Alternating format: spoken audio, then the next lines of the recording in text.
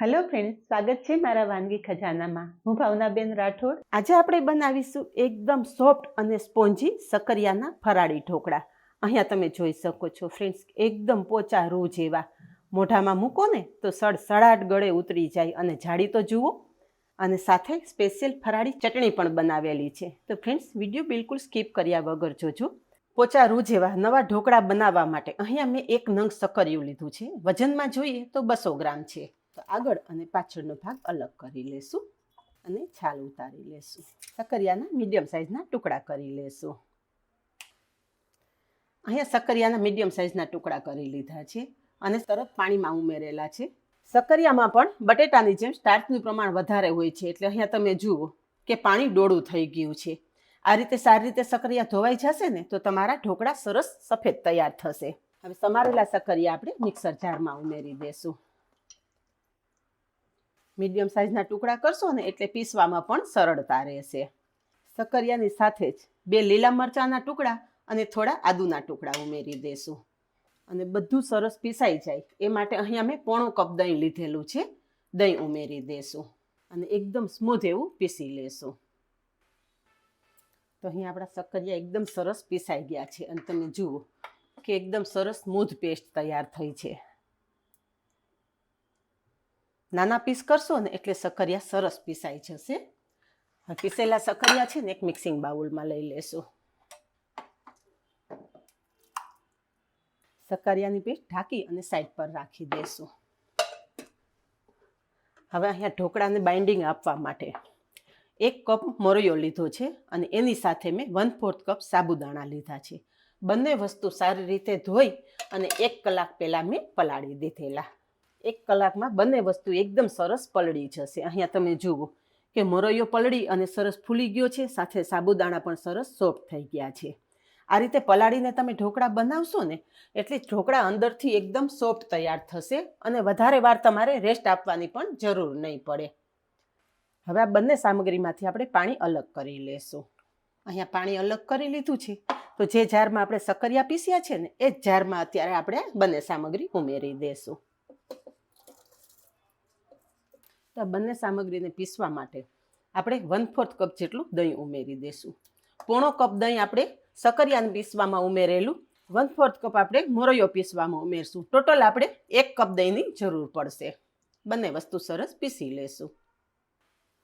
અહીંયા બંને સામગ્રી એકદમ મસ્ત પીસાઈ ગઈ છે. પીસેલી સામગ્રી તમને બતાવું ને તો તમે જુઓ કે એકદમ આ રીતે સ્મૂથ તૈયાર થઈ ગયું છે. જે આપણે સકરિયા પીસીને રાખેલા છે ને એની સાથે ઉમેરી દેશું અને બધું જ સરસ મિક્સ કરી લેશું.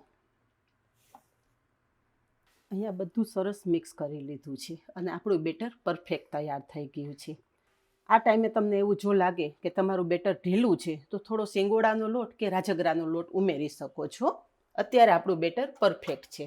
હવે આ બેટર ઢાંકી અને 10 મિનિટ રેસ્ટ આપશું. 10 મિનિટ સાઈડ પર રાખી દેશું અને ઢોકળા સાથે ખાવા માટે સ્પેશિયલ ચટણી બનાવી લેશું. તો મિક્સર જારમાં 20 થી 25 સિંગદાણા ઉમેરશું. સાથે 1 લીલા મરચાંના ટુકડા અને થોડા આદુના ટુકડા ઉમેરશું. ફરાળી ચટણી થોડી સ્પાઇસી હશે ને તો વધારે સ્વાદિષ્ટ લાગશે. સાથે દાંડલી સહિત સમારેલી કોથમરી ઉમેરી દેશું. થોડા ફુદીનાના પાન ઉમેરશું. ફરાળી ચટણીમાં ફુદીનાનો બહુ સરસ ટેસ્ટ આવે છે, હોય તો ખાસ ઉમેરજો. હવે સ્વાદ પ્રમાણે મીઠું ઉમેરશું, 1 ચમચી ખાંડ અને અડધા લીંબુનો રસ ઉમેરી દેશું. 3 આઈસ ક્યુબ ઉમેરી અને ચટણી પીસી લેશું. અહીં આપણી સ્પેશિયલ ફરાળી ચટણી તૈયાર થઈ ગઈ છે. એવું નથી ફ્રેન્ડ્સ કે તમે ફરાળ સાથે જ આ ચટણી ખાઈ શકો. રેગ્યુલર તમે આ ચટણી બનાવશો ને તો પણ ભોજનનો સ્વાદ ડબલ થઈ જશે. બનાવેલી ચટણી એક બાઉલમાં લઈ લેશું. તૈયાર થયેલી ચટણી સાઈડ પર રાખી દઈશું અને ઢોકળાનું બેટર જોઈ લેશું. અહીંયા માત્ર 10 મિનિટ રેસ્ટ આપ્યા પછી તમે જોઈ શકો છો કે આપણું બેટર પરફેક્ટ તૈયાર થઈ ગયું છે. હવે બેટર સાથે સ્વાદ પ્રમાણે મીઠું ઉમેરશું અને ઢોકળા ઠંડા થયા પછી પણ એકદમ સોફ્ટ રહે એ માટે 2 ચમચી જેટલું સિંગ તેલ ઉમેરશું. તેલ અને મીઠું બેટર સાથે સરસ મિક્સ કરી લેશું. અહીંયા બંને વસ્તુ સરસ મિક્સ કરી દીધી છે. આપણા ઢોકળા એકદમ સોફ્ટ અને સ્પોન્જી થાય એ માટે 1 પાઉચ આપણે ઈનો ઉમેરશું. હવે એનો સરસ એક્ટિવેટ થાય એ માટે આપણે અડધા લીંબુનો રસ ઉમેરી દઈશું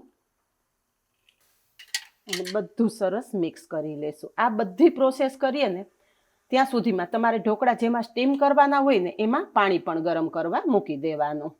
અહીંયા એનો બેટર સાથે મિક્સ કર્યા પછી વધારે વાર આપણે રાહ જોવાની નથી. તરત જ તેલથી ગ્રીસ કરેલી થાળીમાં આપણે બેટર ઉમેરી દઈશું.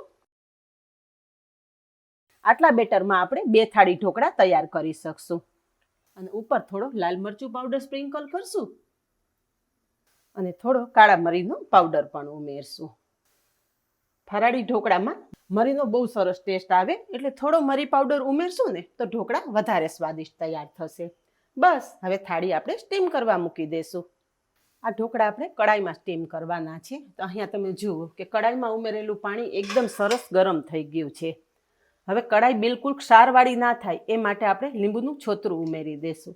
ફ્રેન્ડ્સ, આપણે ગુજરાતી લોકો તો લીંબુના છોતરાનો પણ ઉપયોગ કરી લઈએ. એક સ્ટેન્ડ રાખશું અને તરત જ આપણે તૈયાર કરેલી થાળી સ્ટીમ કરવા મૂકી દઈશું. ઢાંકણ ઢાંકી દઈશું અને ગેસની ફ્લેમ હાઈ રાખી અને 20 મિનિટ આપણે ઢોકળા સ્ટીમ કરી લઈશું. અહીંયા ઢોકળા સ્ટીમ કરવા મૂક્યાને 20 મિનિટ જેવો સમય થઈ ગયો છે અને તમે જોઈ શકો છો કે ઢોકળા આપણા એકદમ મસ્ત ફૂલી ગયા છે. ટૂથપીકથી એક વખત ચેક કરી લઈએ તો અહીંયા તમે જુઓ કે ટૂથપીક એકદમ ક્લીન બહાર આવે છે. મીન્સ કે આ ઢોકળા સરસ સ્ટીમ થઈ ગયા છે. તો સ્ટીમ થયેલી થાળી બહાર કાઢી લઈશું. અહીંયા ઢોકળા થોડા ઠંડા થાય ને એટલે કટ કરી લઈએ. તો અહીંયા ફ્રેન્ડ્સ, ઢોકળા કટ થાય ને ત્યાં જ તમને અંદાજ આવી જતો હશે કે આ ઢોકળા કેટલા સોફ્ટ તૈયાર થયેલા છે. તમે જોઈ શકો છો કે માખણની જેમ આ ચપ્પુ ઢોકળામાં ફરી રહ્યું છે. આ ફરાળી ઢોકળા તમે એમનેમ સર્વ કરી શકો છો, પણ આ ઢોકળા ઉપર એક સ્પેશિયલ વઘાર કરી લઈએ. તો એના માટે અહીંયા મેં 1 ચમચો તેલ વઘારિયામાં ગરમ કરી લીધું છે. તેલ સાથે અડધી ચમચી જીરું, 1 લીલા મરચાંના ટુકડા, થોડા મીઠા લીમડાના પાન અને છેલ્લે 1 ચમચી તલ ઉમેરશું. પહેલાં તલ ઉમેરી દેશો ને તો ગરમ તેલમાં તલ બહાર ઉડશે. અહીંયા બધી જ સામગ્રી સરસ કકડી જાય ને એટલે તરત જ તૈયાર કરેલો વઘાર આપણે ઢોકળા ઉપર રેડી દઈશું. અને ઢોકળા ઉપર આ રીતે સરસ ફેલાવી દઈશું. કટ કરીને પછી તમે વઘાર રેડશો ને એટલે અંદર સુધી તમારો વઘાર સરસ ઉતરી જશે. અને ઉપર થોડી ફ્રેશ સમારેલી કોથમરી પણ છાંટી દઈશું. તો ફ્રેન્ડ્સ, જોતા જ ખાવાની ઈચ્છા થઈ જાય ને એવા શક્કરિયાના ફરાળી ઢોકળા તૈયાર છે. તમને જો મારા વિડીયો પસંદ આવતા હોય ને તો વિડીયોને 1 લાઇક ચોક્કસ આપજો અને આવા જ નવા વિડીયો જોવા માટે ચેનલને સબસ્ક્રાઈબ કરી લેજો અને પાસે રહેલું બેલ પણ પ્રેસ કરી રાખજો, જેથી આવનારા બધા જ નવા વિડીયોની નોટિફિકેશન સૌથી પહેલાં આપને મળે. તો અહીંયા તમે જુઓ ફ્રેન્ડ્સ કે આપણા ઢોકળા કેટલા મસ્ત તૈયાર થયા છે. એકદમ સોફ્ટ અને સ્પોન્જી. અહીંયા ઢોકળામાં તમે જાળી પણ જોઈ શકો છો કે એકદમ મસ્ત જાળીદાર આપણા ઢોકળા તૈયાર થયેલા છે. આજે બસ આટલું જ. મળીએ નેક્સ્ટ વિડીયોમાં. ત્યાં સુધી બાય. Thank you.